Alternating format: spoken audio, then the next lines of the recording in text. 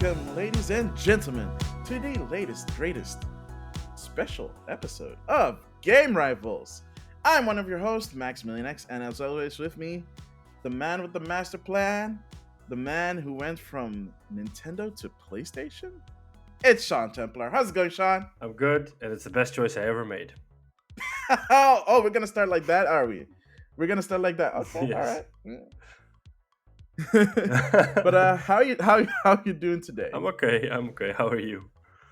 I'm good. I'm good. As you can see, I made sure my background is ready for the occasion. Oh, yes. Um, and today's episode is going to be a special one. It's not going to be a usual episode um, for reasons, but it is going to be a very nice episode because today we are going to be talking about us for a change. Normally, we talk about video games and the game industry, and we love doing that, but we also love sharing our opinions about these video games. But I feel like we've been doing this for some time now. And we did do a little bit of an intro. If you go back to episode one, please don't go back to episode It's one. horrible. It is actually terrible. We do introduce ourselves a little bit, but we have grown and matured, and we have had more people come in and out, of course, and it's been such an amazing journey so far. But I feel like you know our opinions, but you don't know exactly where they're coming from. So for this episode, we just wanted to talk about our gaming history, how we grew up with video games, how we discovered video games, um, what made us stick to video games, and it'll give you a little bit more of a context of who we are as gamers, and how we ended up doing a podcast together. Yeah. So yeah, I mean, this is just gonna be a conversation between me and Sean. So I hope you all enjoy it. And if you like it, please don't forget to share it with other people. And I hope, yeah, you'll have a good time, and hopefully it unlocks some memories in you. I'm counting on it. So, do you want to kick it off, or should I? Because I don't know. Like I we both think have I think it's pretty deep histories with video yeah, and I think games. like ours were is a bit different because my first console was the NES, and I think yours Hmm. was a Sega. No, Uh, mine was the Super oh, Nintendo. the Super Nintendo. Yeah, Yeah, yeah. Like, technically, I did play my dad's Atari 2600, hmm, but that was not mine. You know what I'm okay, saying? yeah, So I have experience with video games, but yeah. this was the first one that I could actually call my own. Like the first console I ever played on was the NES, but the first one I actually owned was also a Super Nintendo. Ah, cool. Yeah, I don't remember that my uncle he had one NES, and he had Super Mario, of course, and Hmm. we would play the shit out of that. We weren't really skilled at it, so we would just look at him play it. But Yeah. eventually, like the whole family got involved, and like they were all hooked on it. So he, my aunt, my grandmother, and they were like playing till the middle of the night, getting sore thumbs because of the controllers, of course, screaming, shouting, excitement. Yeah, it's a crazy time because I can't remember that part because I was too young. But my grandmother and my aunt sometimes used to tell me those stories. I'm like, whoa, okay, that's pretty cool. Because for a long time, games has been like a boys thing or a kids thing instead of like your whole family. Really feel like only when the Wii came around, it became like a more of a casual thing where grandma and grandpa also play along. Yeah. Yeah. I mean, yeah, that's true. I mean, when I got the Super Nintendo, well, not me, but it was a gift for me and my sister Mm-hmm. for our birthdays. Me and my younger sister, we don't share a birthday, but we're like 2 days apart and 2 years. So it's like we always celebrate our birthdays at the same time. That's nice. And yeah, it's a vivid memory for me because I remember around that time my uncle came to visit us, um, who was um, who was at the time a pastor, Hmm. um, but now he's is he retired? Yeah, he's a retired principal. Um, and he was visiting, and it was very vivid for me because that day was we were celebrating. It was we didn't have a party or anything, but we got the Super Nintendo. We unboxed it. It was super fun, and we played it, and we had a lot of fun.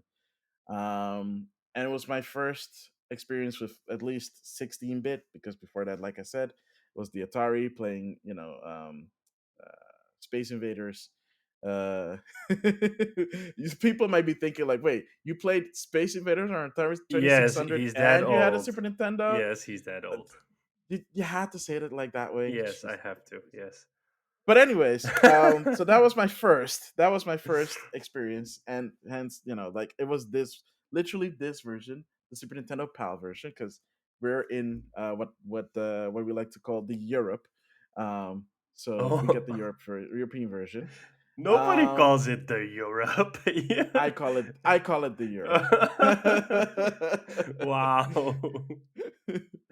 And yeah, it's the funny thing is, even at that time, even though I enjoyed it, my parents wouldn't let me play it all the time, obviously, because that would be some level of irresponsibility. Yeah. So we only played on like weekends or holidays. Hmm. But I wasn't really a game. I wouldn't call myself a gamer at the time. I'm just a kid with a video game console that played more than his younger sister because the younger sister at the time wasn't that good at video games. Or had other interests, maybe. And had other interests. She was more outgoing than I was. Hmm. I was the guy that stayed at home. Partially because of the Super Nintendo, but also partially because I like reading books and Oh. comics. Like I grew up reading a lot of books and being creative and doing drawings and other stuff. Um, so yeah, video games kind of fit right in there. So it's something that I looked forward to. Was like a reward for me. Hmm. Did And you did you also cherish gaming more if you only played on the weekends or in the on the holidays? Like, did you have a? It's like for me, I could play all the time I wanted, but um, yeah, did you like have a different experience because you could only play it on the weekends? Did you savor the moment more? yeah, and like it's not every weekend, so it would literally be like weeks or like maybe months before I played it again Hmm. or was allowed to play because I had to focus on my studies and such, and like reading and other stuff also. But I was splitting my time mostly because of that, and I did cherish those moments, especially when my cousin came over, or when I got to visit my cousin because he had an American Super Nintendo, Mm. so he had different games. Oh, Um, yeah, like for example, he had Street Racer, which is this Mario Kart clone, okay. which I tried playing it again a couple of years ago, and I couldn't. I couldn't. Oh. I don't know why. I just like I think it's more because I didn't have the finger dexterity for it anymore. Hmm. Plus, I didn't really play it often when I was at my cousin's place. It was for me. It was more fun to look at them play it than me playing it myself. I think, and I maybe have kind of had like nostalgia goggles on when I tried to play it, and I was like, oh, okay, this game is kind of hard. So yeah, I really did cherish those moments because they were also a bonding moment for me and my cousin. Um, And yeah, I mean, one of the first things that we actually beat together, I mean, I talk about this like all the time and I always bring it up because it is one of my favorite video games is Secret of Mana. I'm the one that discovered Secret of Mana at like the video lunt, which is our blockbuster or which was our blockbuster. They're still around, but they're just a streaming service now, and they mostly only stream Dutch shows. So yeah. At But yeah, least they back didn't then go they also bankrupt. yeah, I'm actually surprised. I'm legit surprised that they I'm pretty sure they looked at Blockbuster and they're like, we're not gonna do Yeah. that. We're gonna do what Netflix did. Yeah. And they made a hard pivot into streaming. So they survived to this date as a streaming service. Um, so that's crazy. But yeah, I discovered it at a video launch. I was like, I kept like the box art just kept drawing me in. I was this box art looks so interesting because it's like mostly green because it's a tree and then you have the three characters. I'm like, what's with the three characters? What's with this tree? What's with the secret? What is the secret of mana? I Oh want to man. know. So I rented it once. I played it. I was like, "Oh, this is crazy!" And I called my cousin. I'm like, "Yo, I played this weird game. I rented this weird game. You got to come and check it out sometime." So when he came over, we rented it again, and then we played it. And he was like, "Oh, this is crazy, man." I Mm, was like, "Yeah, it's crazy, right?" So I asked my mom if I could get it, and I got it for my birthday. Um, like a couple of months later, uh-huh. and like the following spring, got to play it with my cousin. Like he came over for spring break. I was Hmm. like, okay, we're gonna finally finish Secret of Mana. Do you still have the Um, original SNES I cartridge? still I still have my original NES cartridge. I unfortunately do not have the box and the manual anymore, which Mm, breaks my heart okay. because the manual was pretty cool. But I do have the Japanese one, Oh, complete in box, and I'm nice. very proud of it. I got it for cheap. Like, I got it for like $12 at the Game Over Wow. Okay. in Amsterdam. It's like, what? Like, this was, I think, almost a decade ago. It's like, that's 12. It says €12. It's in. Is this like complete? It's like, yeah, yeah. Okay, I'll take it. It's like, you idiots do not know what you were missing. Yeah. Is it worth a lot now? Well, I went back before COVID, and they actually had another box Japanese version, and it was $70. Oh, damn. So either that one is in way better condition than the one I had, which was in pretty good condition. Mm-hmm. Like maybe the box was a little bit weathered on the corners, but Mm-hmm. honestly, compared to like most boxes I've ever seen like being resold, Yeah. it was good. It was really good. Um, so it's maybe like it's like it was the cartridge is pristine or whatever. Mm. I don't know. Maybe there's a signature. I legit do not know. Okay. But yeah, it's like I don't know. I'll have to check the secondhand market and see like what the resale value of that, because Secret of Mana has been getting a lot of or the Mana series has been getting a lot of love, kinda. We have that horrible remake on PlayStation. We Uh, have that amazing collection of Mana on Switch. So it's like it's kind of like they know to love and they know to respect Mana fans, but they don't know how. okay. So they'll have hits and misses. Hmm. So yeah, so we played that through the whole spring break. I We beat it. It's the first time. Well, it's not the first time I saw credits roll. The first time I saw credits roll was Super Mario World, but that's the first time I saw that these games were made by Japanese people.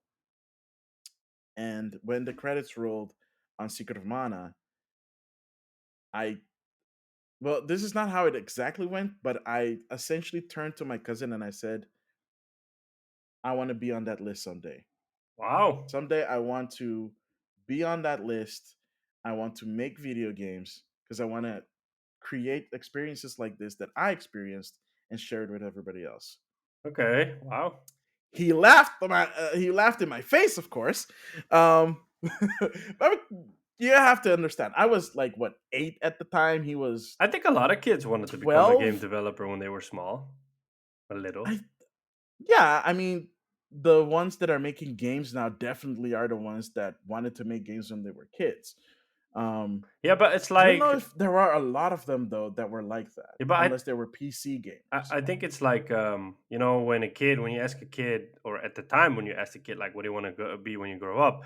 They would say like a firefighter or an astronaut or a pilot. And I think like as soon as gaming became a little bit popular and a little bit more accessible to the masses, like Hmm. that was one of the professions that people could, of kids would say. It's just that, and I think still to this day, still a bit tricky, is that like they've crystallized out how to become a firefighter or how to become an astronaut or how to become a pilot. But with Yeah. games, especially then, it felt like the Wild West, because like you didn't have any game based education.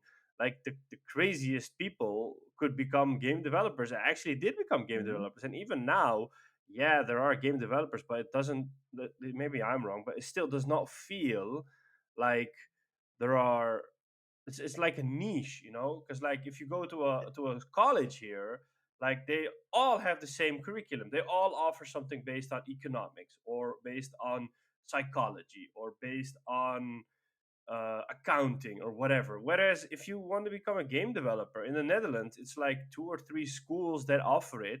One charges you an extra fee of at the time it was 500 euros because they had like the special seal of approval, and they had Mhm. like and they were really proud of like we have dev kits from Sony and we have a very close Oh, relationship with I them. know which one you're talking Yeah, about. yeah, blah blah blah blah. And I'm like, yeah, okay, that's super Yeah, cool, but so like it, to this day, at least for me, and maybe the landscape has changed, but it still yeah. does not feel like it's more accessible to become a triple A game developer. I would say an Oh, it's indie. not because they always require like 3 years of experience. It's like, y- how am I supposed to Yeah, get the experience if you're not exactly letting that. me in? Yeah, and like I would say that it has become a whole lot easier to become an indie developer because you can Oh teach yeah, yourself, you can make your own game, and there are far more tools to publish your own game now, like Steam or ID at Xbox or PlayStation or whatever.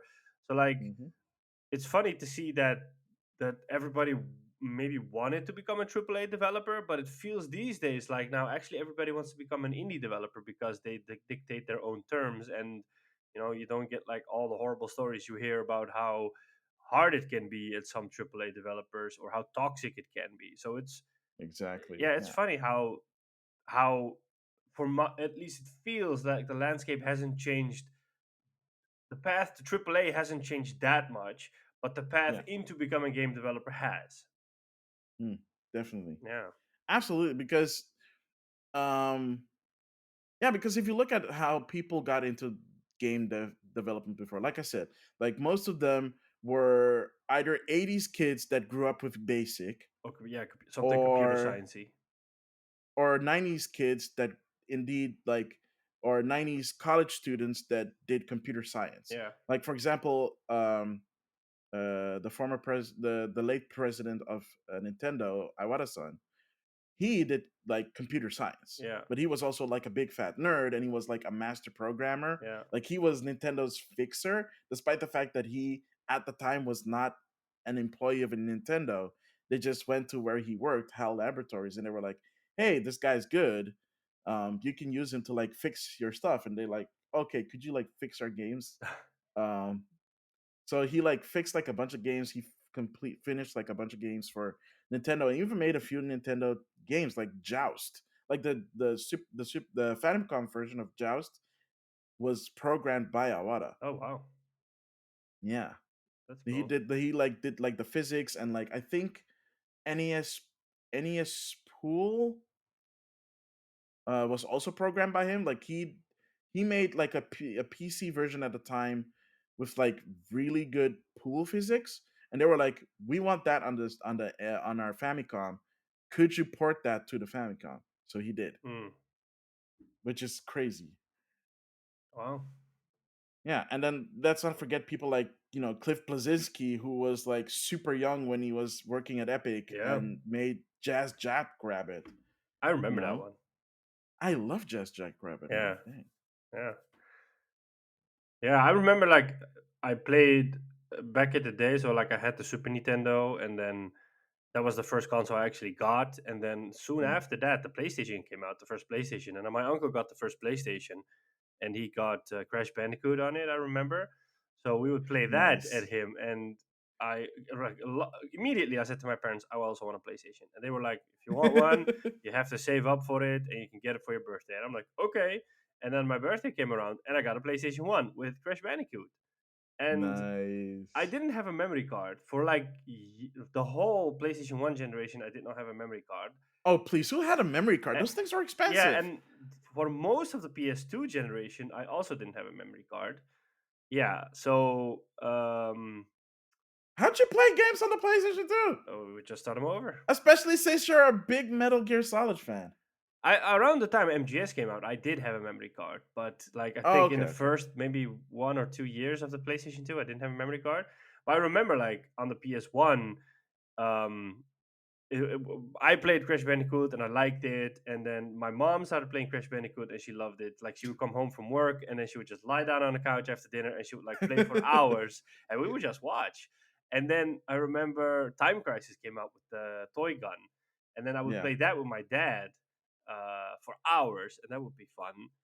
And then eventually we found out like you could, um, I don't know what the English word is for it, but you could like, oh, you could like have your PlayStation One modified, and then you could Yeah, yeah, yeah. play illegal games or like downloaded, copied games or stuff. Because like I remember at the time, those games were Mm. 120 guilders. Oh yeah, yeah, That yeah, was a yeah, yeah. lot It of was money expensive. for games, you know. And Wait, how long did it take for you to mod your console? well, I think How long in? we did it pretty soon because we found out my uncle had done it, and so he was like, Hmm. "Yeah, it's gonna cost 150 guilders, but then you can buy games for dirt cheap." So I was like, "Okay, you know." And then we did it pretty soon. I think like within the first or second year. Like I don't know when it came out the Yeah, option to do it, but we yeah. did it pretty soon.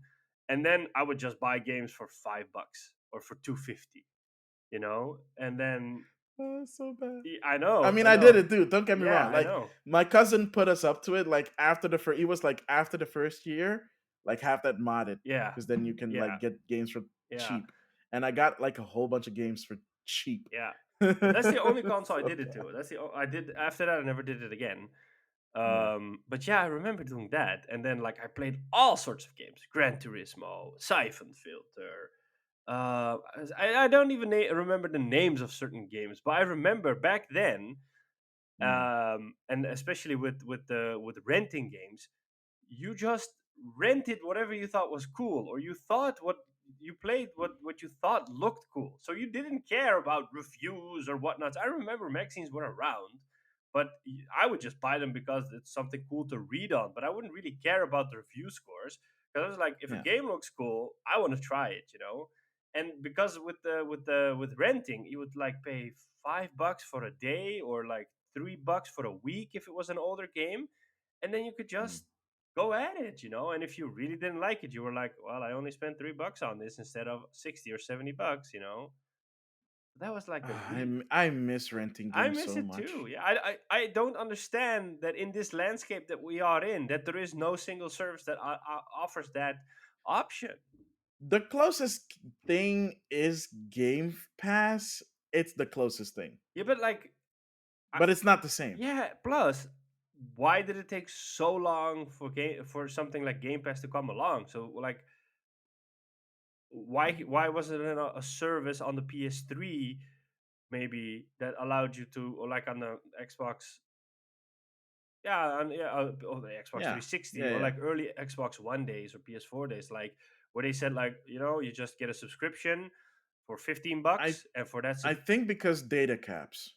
oh, that could be, yeah, Yeah, I yeah, think data caps is what kind of like kept that back, and I think that's why we have Game Pass now yeah, because data caps, for the most part, are a thing of the past in most countries. yeah, Not all countries, most countries. yeah, Um, so yeah, I mean, yeah. And I also remember like playing a whole lot more diverse games back yeah, then. yeah, it gave you that Yeah, like option. I even played JRPGs back then, you know, because I was like, I don't know, I was just gonna try it. I remember playing Final Fantasy VIII with a friend, which we just enjoyed a lot, you know.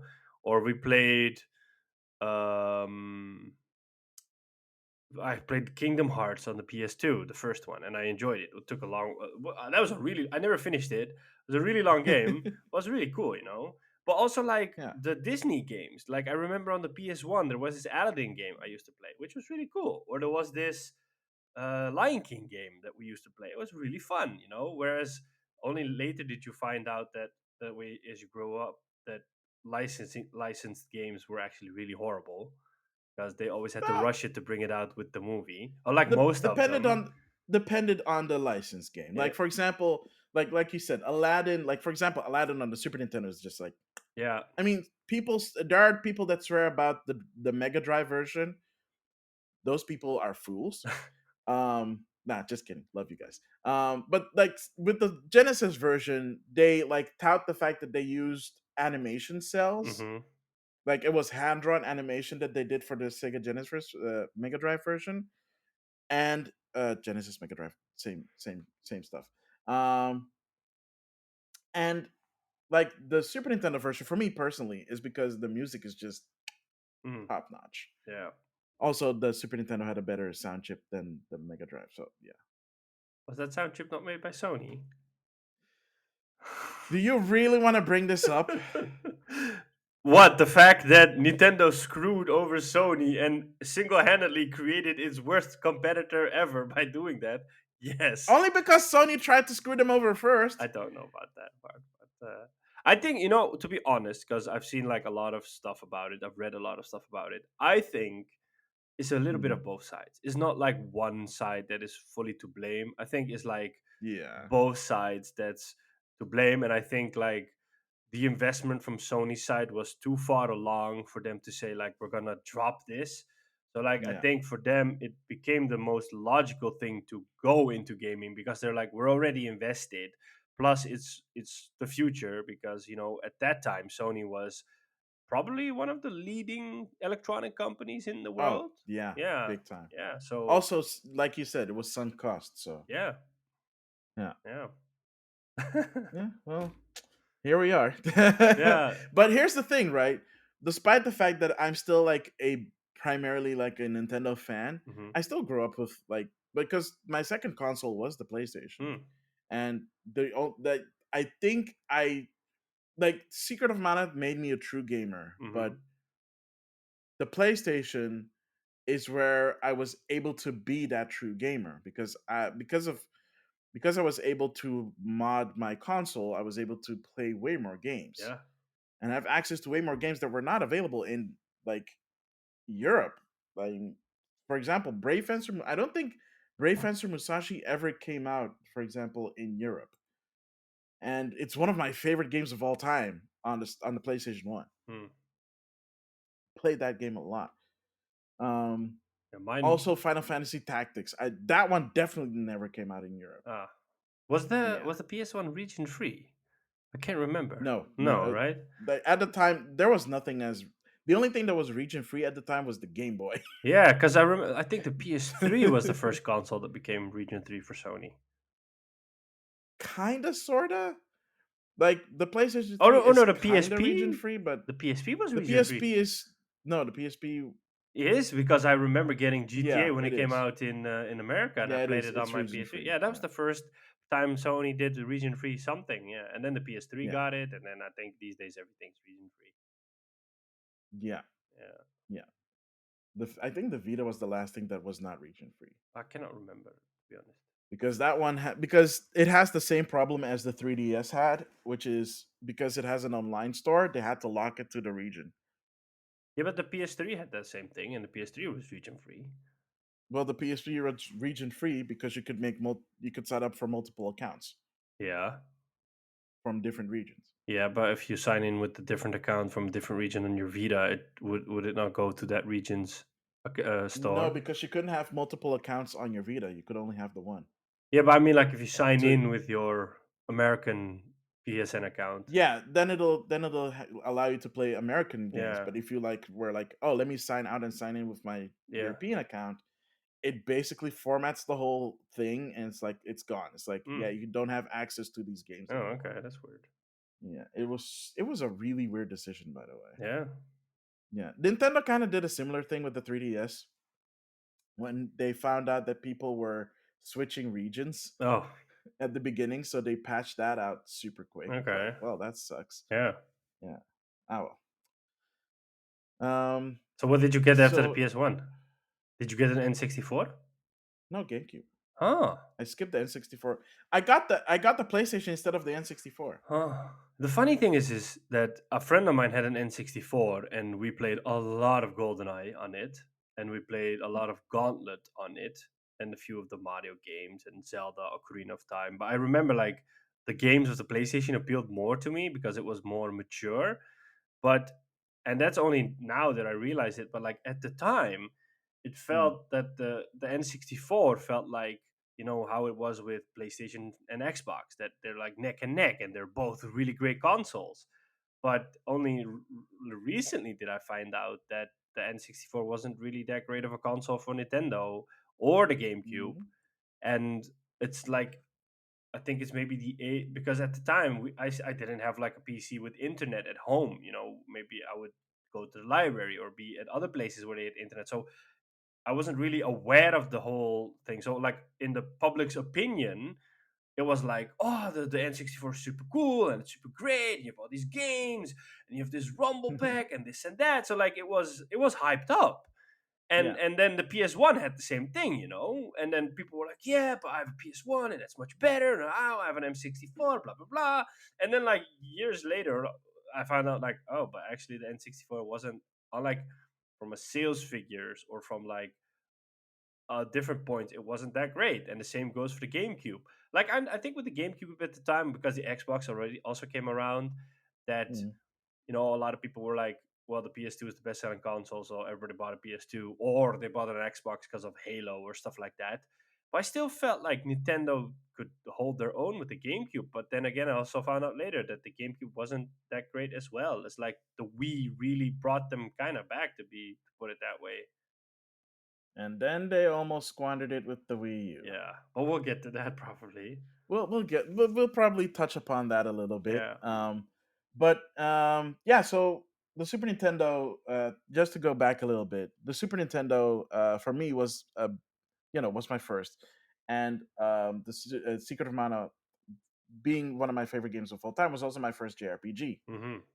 Before I even know what a J before I even knew what an RPG was, I played that game. It was like, oh, this is like I want to play more of these games, which is why I fell in love with, Final Fantasy and stuff like that. My cousin, like I said, had an American one. Yeah. So he had Final Fantasy 6, aka Final Fantasy 3. Hmm. And that game has co-op. Oh, I didn't know. Yeah, like two-player co-op. I mean, player one controls the character, but once you're in battle, considering that you have a lot of characters, like you could assign like who controls which characters, Oh. which is really cool because at the final boss you're playing with like all the characters that you've accumulated. So you could literally have like, okay, you have squad one.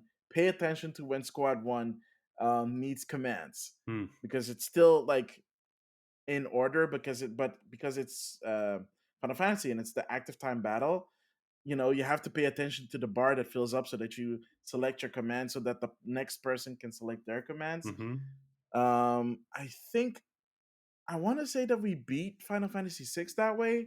It could also be that we never beat Final Fantasy VI Hmm. because I do not remember seeing the end credits for that game specifically. But yeah, between renting games back then and getting games for birthdays, like I only have a handful of games that I ever got. I got Secret of Mana. Early on, my dad got me a shmup called Super R Type, which is a really cool shmup, but I suck at them. Uh, thank goodness for the Nintendo magazine because it had a cheat code in it to skip levels. Otherwise, I would have never gone beyond level two. um, Now I probably would still get my ass beat by that game, though. I'll be completely honest. I'd probably be better, but I'd probably still have my ass handed to me. Mickey Mania, I also got that for my birthday because I think I saw it in like another magazine. I was like, "Oh, a Mickey Mouse game that looks really cool." I wanted, so I got that. I think again for my birthday.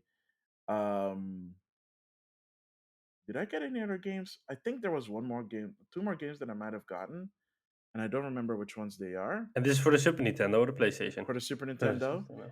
And the last game that we got was a hand me down from a family friend Mm-hmm. who bought a Super Nintendo game thinking it was a NES game. Oh, And they were like, "Well, we can't play this. Our kids can't use this on their system. But you have the Super Nintendo, so here." that's So nice. that's how we got Yoshi's Island. I'm like, "Okay, Oh wow. that's cool." Yeah. And that was the last Super Nintendo game that I got, and it's the best Super Nintendo game. Well, the best Super Nintendo platformer. Hmm. The game looks beautiful, and it's just a lot of fun. Come to think of it, I remember playing. I don't know what it was called, but it was this Star Wars game, which was a side scroller, and I really enjoyed that one as well because it had you played as Luke Skywalker on Tatooine, and you had the blaster, and you Oh, went in the lands. that's Super Star Wars. Is I it Super have Star that. Wars? I really enjoyed Yeah, that game at the I time. bought that like also like 10 years ago at the same place where I bought Secret of Mana Yeah, Japanese it version. just came to mind. Like Um, I love that game. Yeah, it's a hard game, but it's so much yeah, fun, it's really hard. Yeah, and the music is so good. yeah, I know. Yeah, because you really felt like you were in Star Wars back then. Yeah. Yeah. And then I remember on the PS1, I got Star Wars Episode 1, The Phantom Menace. Oh my god, I love Ooh, that game. how is that? I never played that. That one's really cool. It follows the movie pretty closely, but it's really cool and really fun to play. And like I remember they did a couple of Star Wars games on the PS1. So there was also one called Jedi Power Battles, I think. And Ooh, yeah, I heard of yeah, that one. and that one you could play in co-op. That was really fun. Yeah. Oh man. Did you beat episode one? I did. Yeah. So you like did you also have get the chance to like chop Darth Maul into? I know that there's a battle against him. I don't know if I can't remember if you really chop him in two, but I know that there's a boss fight against him at the end. Yeah, Nice. yeah, that game was really cool because you also had the force move, so you could like do, I think, force push, something Hmm. like that. So that's really cool. Nice. Yeah, and it had the soundtrack, and it was all in 3D, and yeah, man. Like you never think about it, but now because we're talking about it, like some of these games Yeah. pop back in. I'm like, oh my god, because like I played that one, and I only played, for example, Metal Gear Solid is one of my favorite games ever. But I only started playing MGS when MGS2 came out because I had Ah, never okay. heard of MGS before that. And then I remember, like when I was a kid, I would help out at my local video rental store, and then in return I could like borrow some games. And Nice. sometimes when new games would come in, they would just hook up a PS2 or an Xbox and just try them out there. So I remember when Metal Gear Solid 2 came out, they were playing it one day, and I was like, "Whoa, this looks really cool!" And I remember at the time there was a lot of hype for Metal Gear Solid 2 because a Yeah. lot of people said this looks almost photorealistic for at the time, and it really looked good. It still holds up It today. still does good. Yeah, but Yeah. for the time, it looked really good because they used stuff like motion capture and stuff like that back then. And I remember playing it, and I'm like, "Whoa!" But what's the first part like, or who is this guy? And they were like, "Yeah, you need to play one to figure out who this guy is." I'm like, "Oh, okay." And then I borrowed MGS1, and I played like I wasn't really good at it in the beginning, but the more I tried, the better I got at it. And I remember I had gotten it, but I only got the discs. I didn't get the case from the person I borrowed it. So, for example, I Oh, so didn't. you didn't have the radio signal? Yeah, I didn't have the Merrill radio frequency. So, like, Oh eventually, no. I was like asking that for like, "What's the frequency?" He's like, "It's on the box." But I don't. I was like, "Yeah, you didn't give me the box." I'm like, "Oh crap." Well, then you'll just have to go through all the frequencies one by one, and then like I did that. I No. did, yeah, it took me like a half hour or something. Yeah, and then I What? remember when you needed to switch disc 2, I've mentioned this before, I think. Like, when I got my PS1, my uncle always said, "You are not allowed to open the disk drive while the PS1 is on."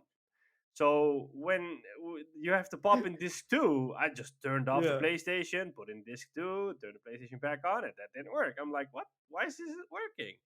And I tried to do all sorts of stuff, and it didn't work. And then I spoke to the friend again, and he said, like, no, you have to pop open the disk drive while the PlayStation is open, turned on, and then pop in the second disc, and then it should be fine. I'm like, but is that not gonna break the PlayStation? Because I was told that you're not allowed to do that. It's like, just do it. I'm like, okay. So I was like really scared when I'm switching disc, and then eventually it just turned out to be that was the way. That is the way. Yeah, yeah.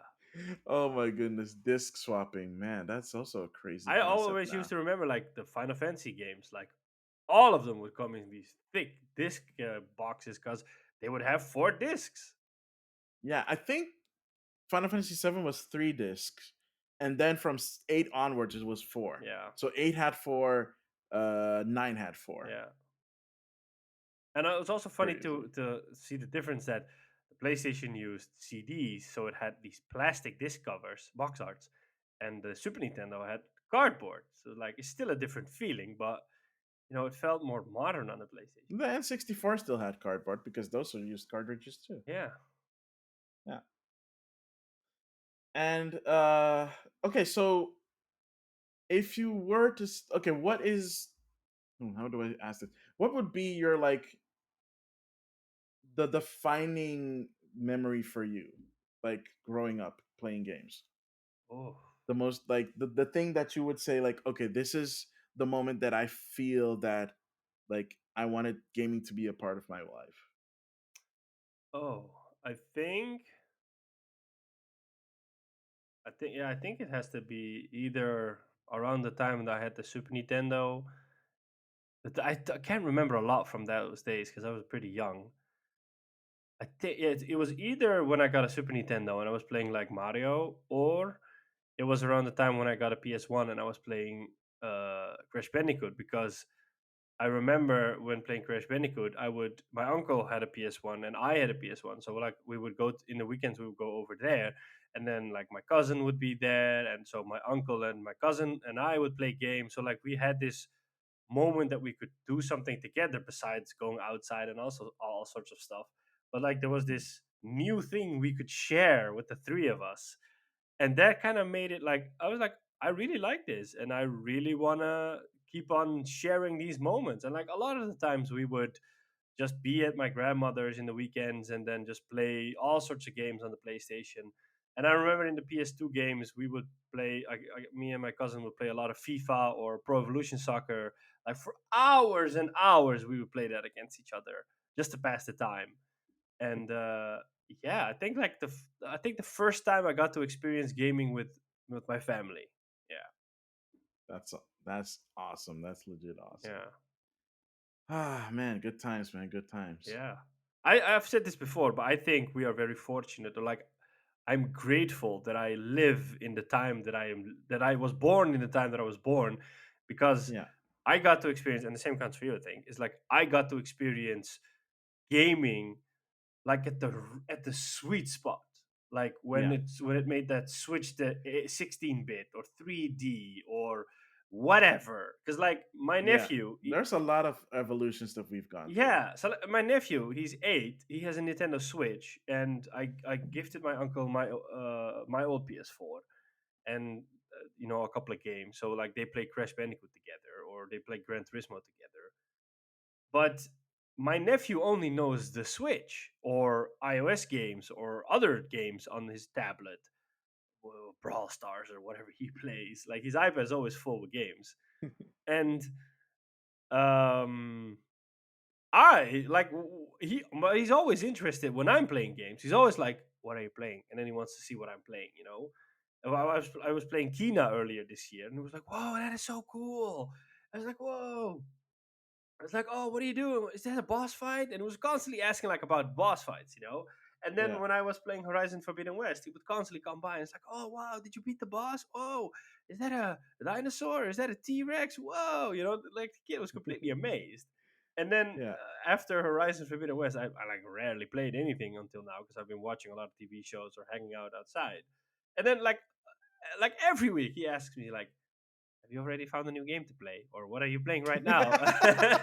And I'm like, I'm not playing anything. He's like, well, why aren't you playing anything?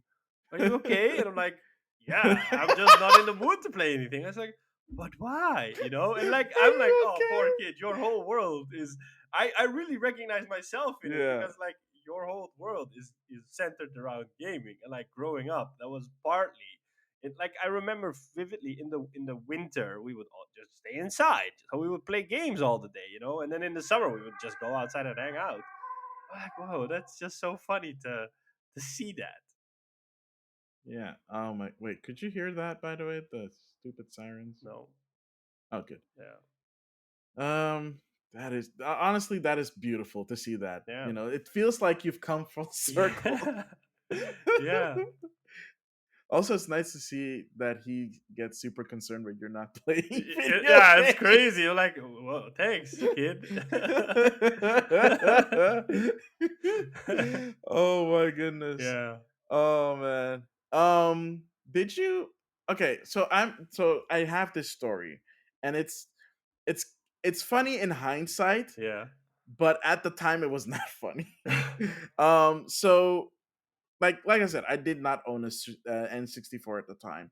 Um but my cousin's friend did. hmm, And we would like we would go to his place and we'd hang out there and we'd play Snowboard Kids, we'd play Golden Eye, Mario Kart, basically any N64 multiplayer game we would play, especially Snowboard Kids, Mm. which is where my love for Snowboard Kids come from. Oh my gosh, they should really bring that back. Ah, so good. Also found out recently there was a PlayStation version that is superior looking, just superior looking. It still had load times. Also, like, it's the same game, but the characters look way different, and I don't know why. I don't Okay. know why they did that. It's super weird, but it's literally the same game. Anyway, so one time we went to this. I went to this friend's place. I distinctly remember saying, "I'm going out to a friend's house. Bye." And then I closed the door behind me and left. I have, at that time I was a bit older. I think I was like uh 11 or something, 10, 11. It was before, I think it was either before I started high school or a little after, something like that. So I closed the door. I went there. We had fun. We played games. After we played games, they started playing Magic the Gathering. I was like, okay, you know what? I don't play. I don't get it. Bye. So I came back. It's not even that far where this guy lives. It's like maybe it's not far. Let me put it that way. It's not far. Okay. But it was, by the time I came back, it was dark. Hmm. It was getting dark. I always had to get back before it got dark. And I got back and it was starting to get dark, and I got home. And the first thing is like, Michael, is that you? Oh, for Pete's sake, I just It's okay. sorry. It's okay. I'll have to bleep that out. Max, is that you? And it's like, yeah, it's me. Like, yeah, why? It's like, where have you been? It's like, mom and dad went looking for you because they thought you were, because they couldn't find you and you Oh my weren't home. It's god. like, what? But I was at a friend's Oh my place. I said god. bye. It's like, and my mom got back. She was so upset. Yo, you wouldn't believe how Oh my upset she god. was. My Oh man. goodness. I got a real, like, stern talking to that kid. I was like, but I said bye. Nobody heard me. It's like, oh my gosh, that was so, oh my, I was at that point, I was like, every time I made sure that my parents knew that when I went out, I let them know I'm going out now. It's Oh man. like, shoot, man, why? Oh. Man, I got in trouble that day. Oof. Were you not allowed to play games for a while? No, no, no. Well, no, no. Okay. So, I mean, I got in trouble, but I wasn't like I wasn't allowed to play. It's just that I had to make sure that if whenever I went somewhere, I made sure to say where I was going. Mm. And this was at a time before cell phones, so you can Oh man, yeah. imagine. Oh my goodness. I mean, it's not like cell phones didn't exist. It's just that cell phones were expensive as Mm. crap. They still are, which is kind of ironic, but at least you can get cheaper options now. Yeah, but it's funny that how cell phones started out is like they were really expensive and they got cheaper and cheaper and cheaper and cheaper and really dirt cheap, and now they're becoming Mm, more expensive. There's still mid-range options, but yeah, like some phones are 1,000 plus that you have to pay for it, and like I no never kidding. thought we would get to that point that we're gonna pay $1,000 for a phone. It's still crazy that we do, right? Yeah, and if you think about what you do with it, like I have an iPhone because I've always had one, and like I like the ease of it, and I don't care about the Android, the blah blah blah is better. I always say like there is no better, it's what you prefer, or what you don't want to do with Mm. it. A lot of my friends have Androids, and they're like, oh, you just pay more for the iPhones. I don't care. But if I think about what I do with my phone, it's not that much. So like I could easily just get away with a cheaper iPhone.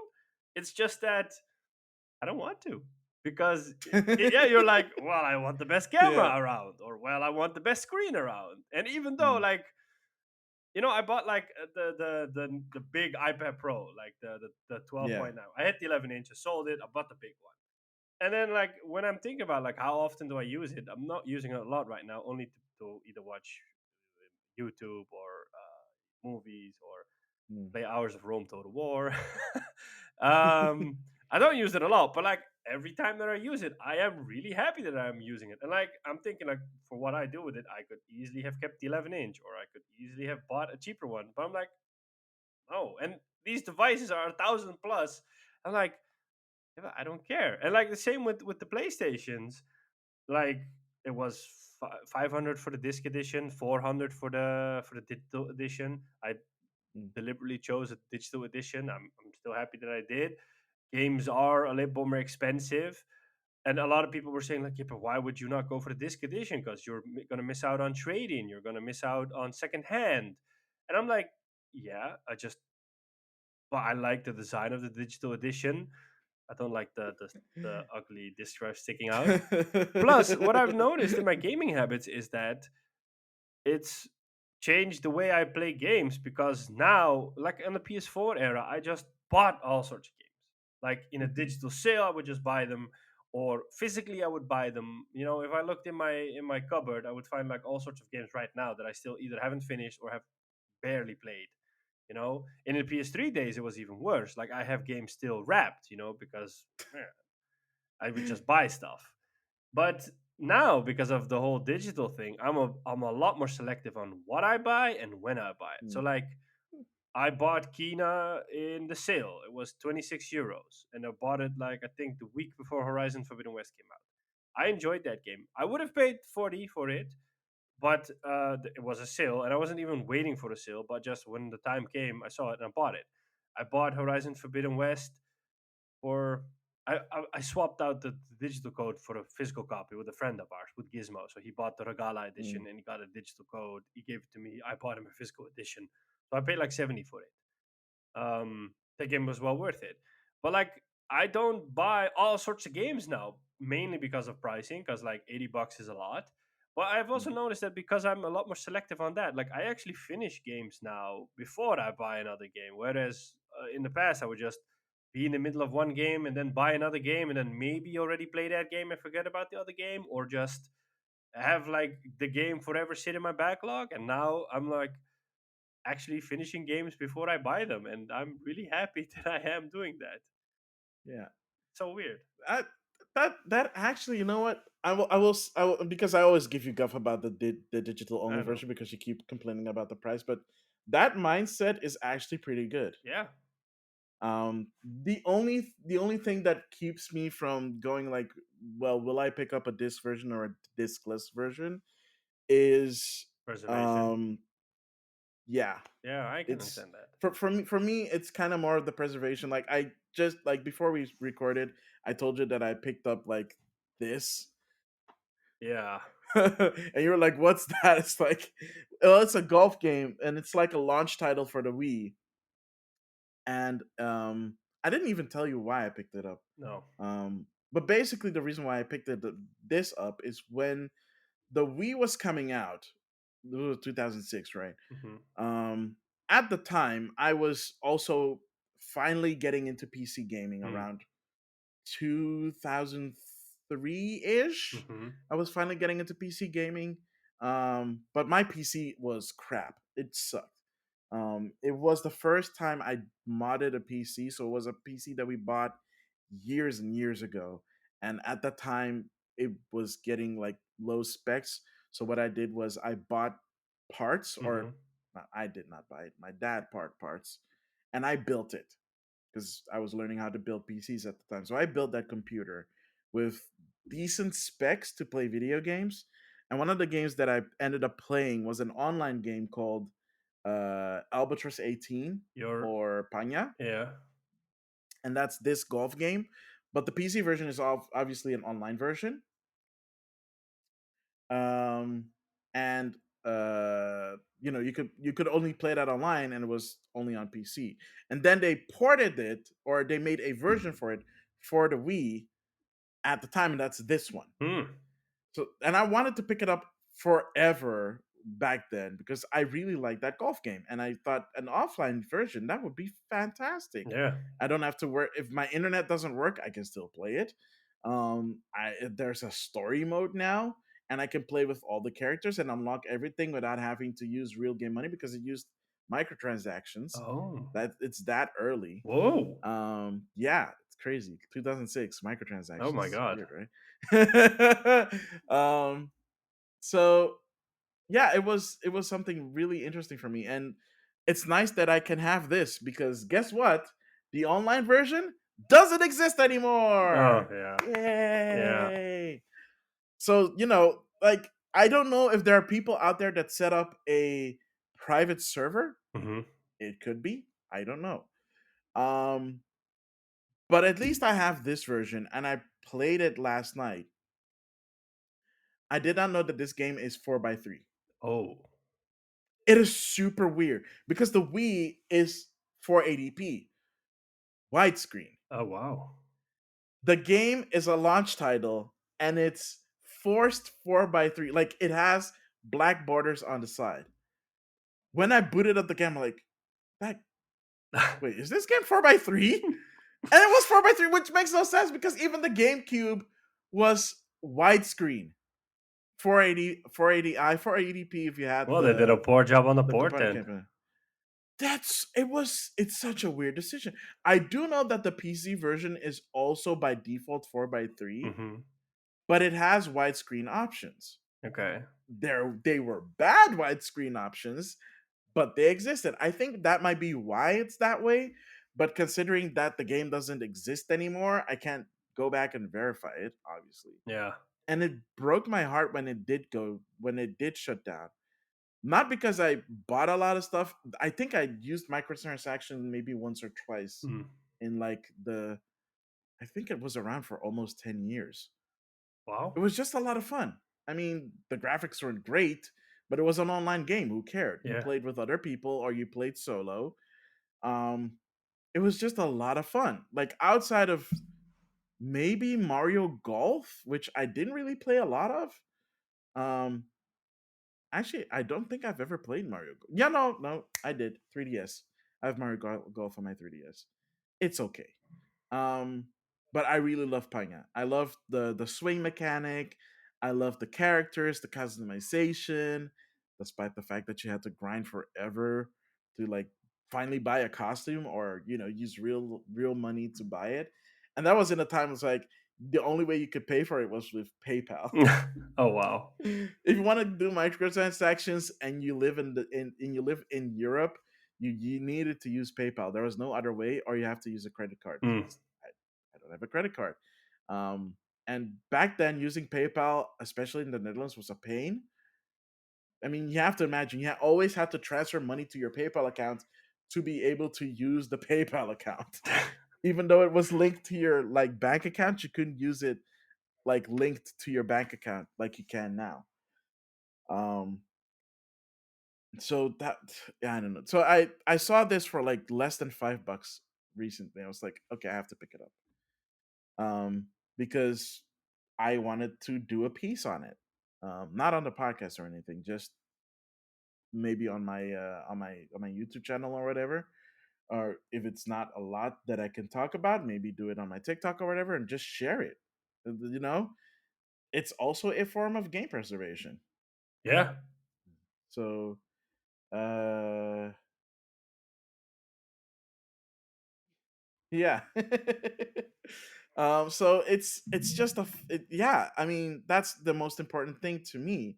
So I'm still contemplating. I don't know which version of the PlayStation 5 I'll be picking up Hmm. someday, but I, I will have a PlayStation 5 in the future. for me, I think it's Wait, no. Wait, I do have to pick up a disc version because I won Star Wars. Fallen Order. Yeah. So that's a Yeah. disc version.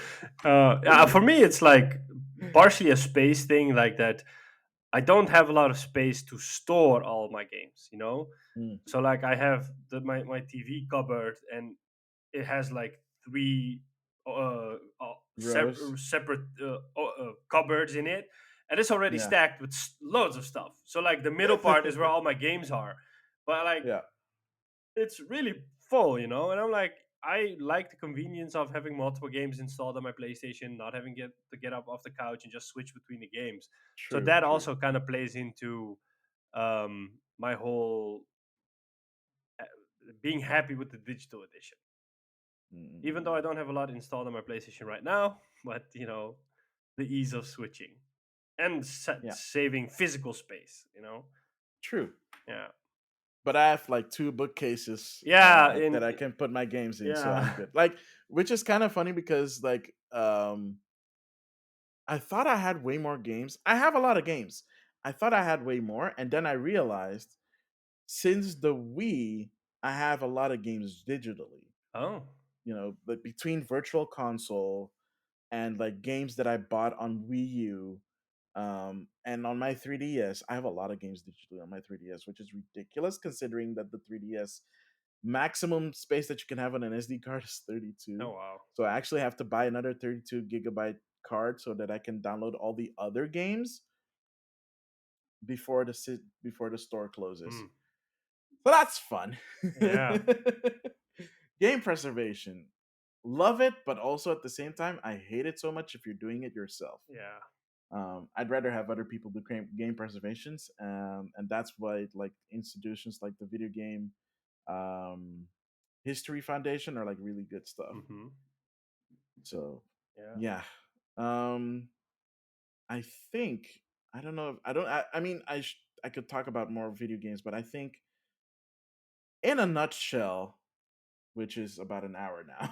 Let's This is kind of like how we are. yeah, I think we can do like a part one now because we haven't Yeah, talked about PS3 or Xbox 360 or or handhelds or GameCube. Game Yeah. Boy or like so. Oh man, we could talk about Game Boy for hours. Like Yeah, so seriously. like maybe we can do like a part one now, and then we'll do a part two like 2 weeks after this airs, because then we'll have like a regular episode in between. Yeah. So we'll have like a second bonus episode. Um, so then we can just talk about all sorts of other stuff, and then maybe at the end we do like where we think it's all going to go towards. Yeah. Yeah, Yeah. Let's do that. Cool. yeah. All right. So I think with that we can end it. End of part You one want for to now. end of part one for now. Yeah. So Sean, if you will do the Oh yeah, honors. I have to do that. Yeah. So thank you for tuning into this bonus episode. This is a multiple part series. We just decided on that. So do definitely stick around. You can find us on your favorite podcasting platform: Apple Podcasts, Spotify, Google, Stitcher, Overcast, you name it, we're probably there. You can find us on YouTube. The episode goes live with the audio version on the Wednesdays. We will put the YouTube link in the description of the episode. You can reach us through email, gamerivalsfeedback@gmail.com. We're on Twitter, game underscore rivals underscore. Maximilian is also on Twitter, at Maximilian. We're on Instagram, at Game Rivals and at Maximilian underscore X. We both have like a link in the bio. So if you click on that link, you can find like all sorts of stuff, including the YouTube link, for example, or the podcast link, or the Twitch links, because we're also on Twitch, twitch.tv/Maximilian underscore X or /Sean Templar. We're on TikTok at Game Rivals at Maximilian underscore X. Um, and on that note, for now, I have been and always will be Sean Templar. And I have been and always will be Maximilian X. I will catch you in part two. Later.